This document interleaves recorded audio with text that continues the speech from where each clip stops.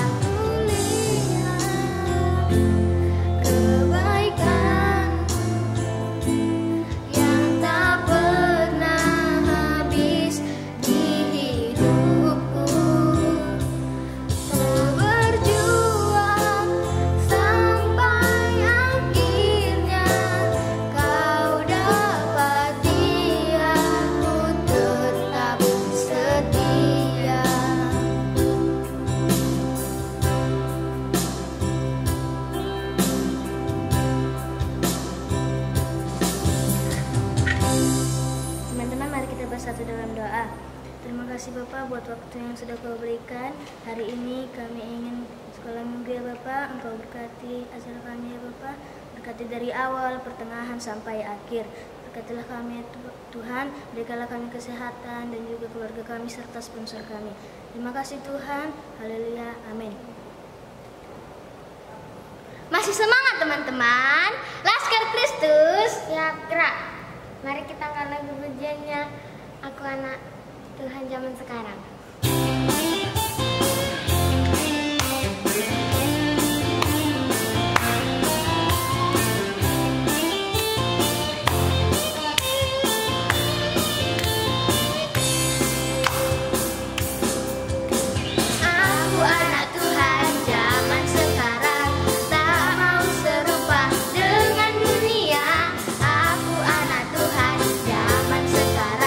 Hidupku jadi miliknya.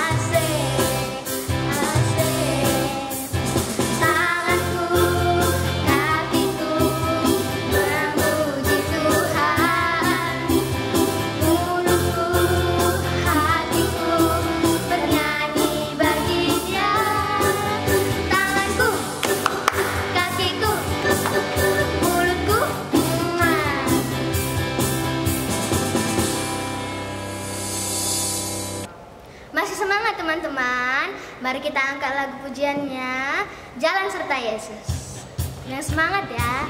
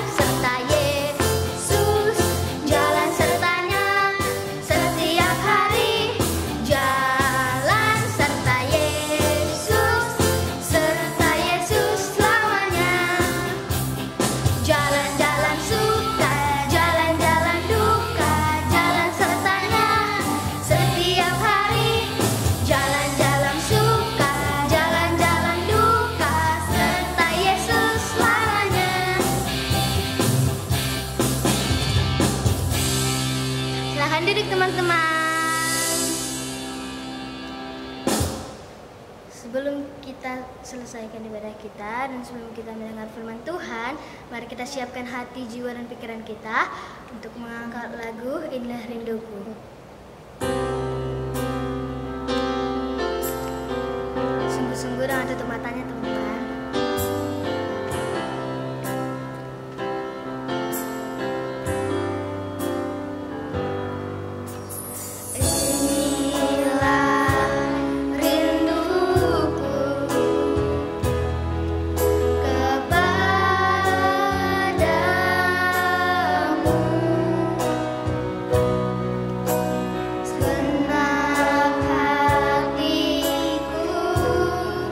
Menyenangkan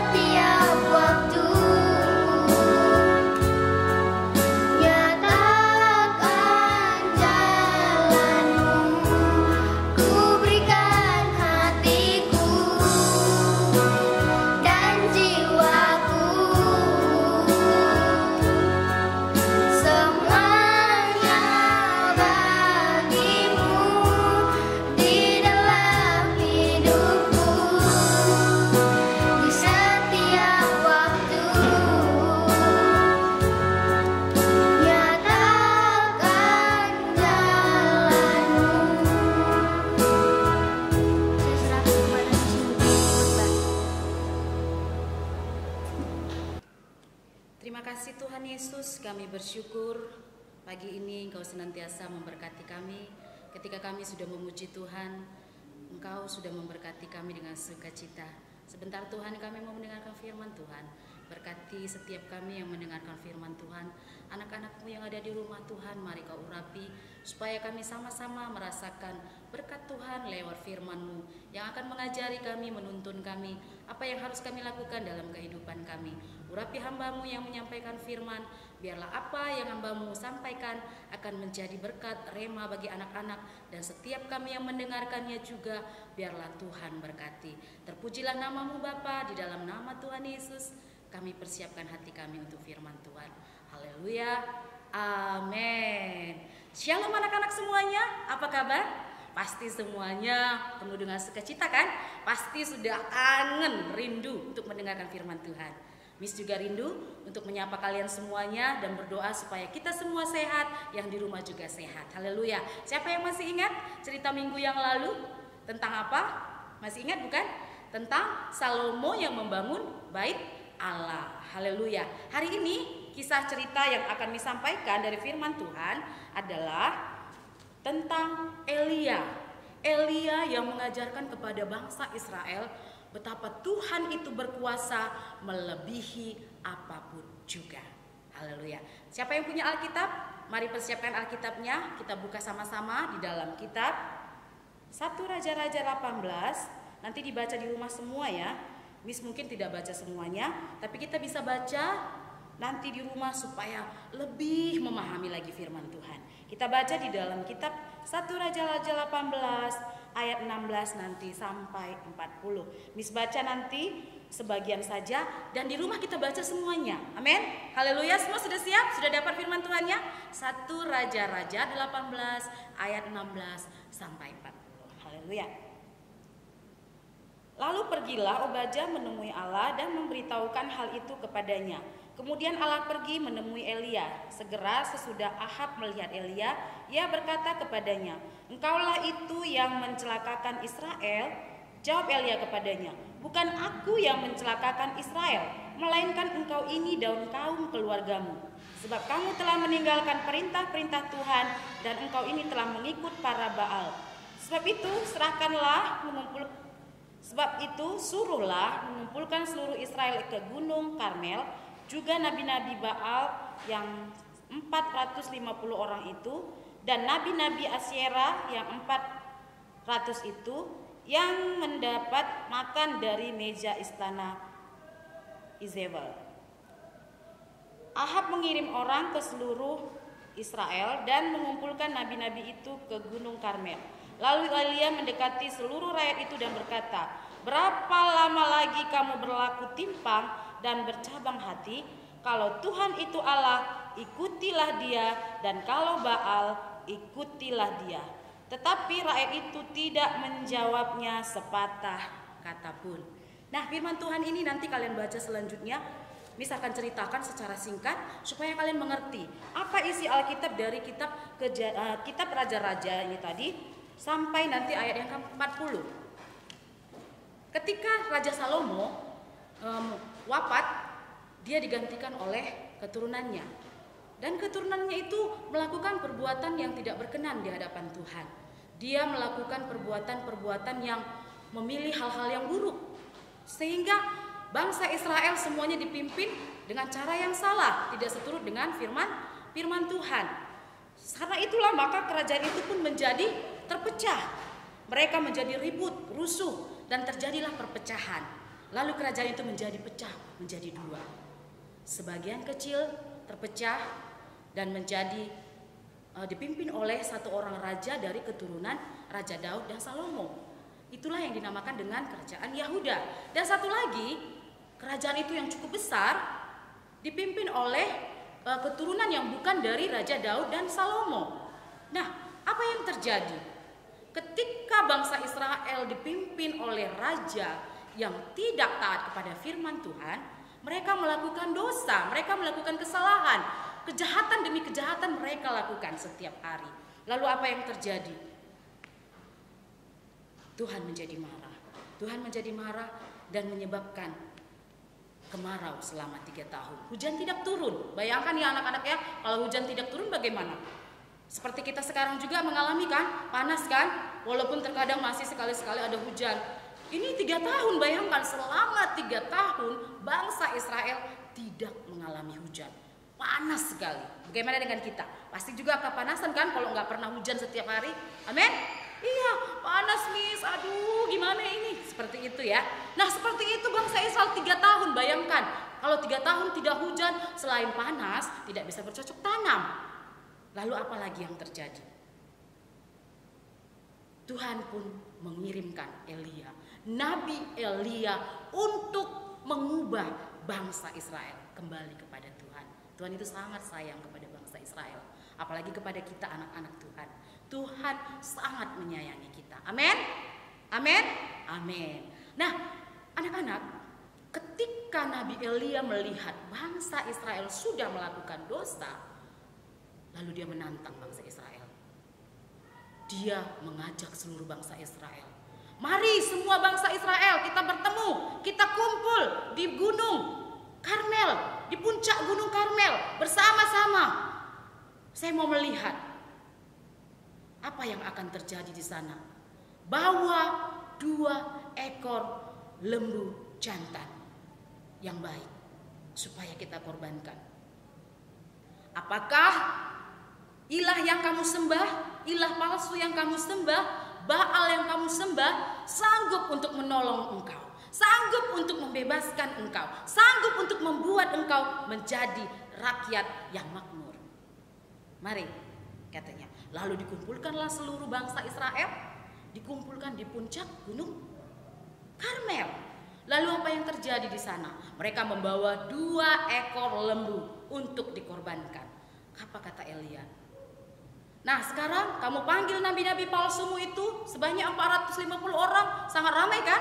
Kamu panggil ke sekarang dan kita lihat apa yang terjadi, katanya. Lalu mereka pun memanggil nabi-nabi mereka. Mari, kamu buat mezbah, korban, bakaran untuk ilah yang kamu sembah. Nanti saya juga akan melakukan korban itu untuk Tuhan. Lalu Nabi Elia menyuruh lebih dulu bangsa Israel dengan nabi-nabi palsunya itu untuk lebih dulu memberikan korban kepada ilah palsunya. Lalu apa yang terjadi? Mereka memotong lembu, mereka potong-potong, lalu mereka letakkan di atas mezbah. Mereka ambil kayu, lalu diletakkan di atas kayu. Lalu mereka pun memohon-mohon kepada Baal mereka, kepada yang mereka sembah itu. Mereka berkata apa? Mari, entah apa yang mereka teriakkan supaya mereka dapat membuktikan bahwa yang mereka sembah itu sanggup untuk membakar korban bakaran mereka. Apa kata Elia? Kita lihat siapa nanti yang korban bakarannya dibakar oleh api hingga habis, maka Tuhannya itu berkuasa. Maka ilah yang dia sembah itu berkuasa, katanya. Tapi jikalau Tuhan yang kusembah yang akan membakar korban bakaran itu sampai habis, berarti Tuhanku itu berkuasa. Tuhan yang benar, kata Elia. Lalu setelah bangsa Israel dengan nabi-nabi palsunya membakar korban bakaran itu, apa yang terjadi? Mereka memohon-mohon, berteriak-teriak sekuat tenaga. Apa yang terjadi? Korban bakaran itu tidak berubah, tetap seperti sedia kala. Bahkan sampai 1 hari penuh mereka memohon kepada ilah yang mereka sembah. Tapi tidak terjadi apa-apa. Bahkan sampai mereka memukuli dirinya. Bayangkan, dipukuli dirinya, menyiksa dirinya, dipukuli, disayat. Karena selama ini mereka melakukan ritual seperti itu. Lalu apa yang terjadi? Sampai 1 hari penuh tidak terjadi apa-apa. Lalu mereka pun berkata, mereka berkata bahwa mereka malu. Mereka tidak bisa membuktikan bahwa ilah yang mereka sembah berkuasa. Lalu apa yang terjadi? Nabi Elia mengambil korban bakarannya. Dia persiapkan, dia kembali memperbaiki mezbahnya. Dia kembali menaruh kayu di atas mezbah dan meletakkan korbannya itu di atas kayu itu. Lalu apa yang dia bilang? Mari bangsa Israel, kamu siram korban ini dengan air. Lalu datanglah bangsa Israel lalu menyirami korban bakaran itu dengan air. Sekeliling dari korban itu, lembu itu disiram dengan air. Lalu apa ya? Sekali. Lalu Nabi Elia berkata, mari siram lagi untuk kedua kalinya. Lalu mereka siram lagi sampai basah itu korban. Lalu yang ketiga kali Nabi Elia juga menyuruh bakar kembali korban bakaran itu. Lalu tuang kembali katanya. Tuang kembali korban bakaran itu dengan air. Lalu untuk ketiga kalinya bangsa Israel menuang air ke korban bakaran itu. Dan apa yang terjadi? Korban itu menjadi basah dan airnya mengalir ke sekeliling mezbah itu membentuk sebuah parit yang diisi oleh air.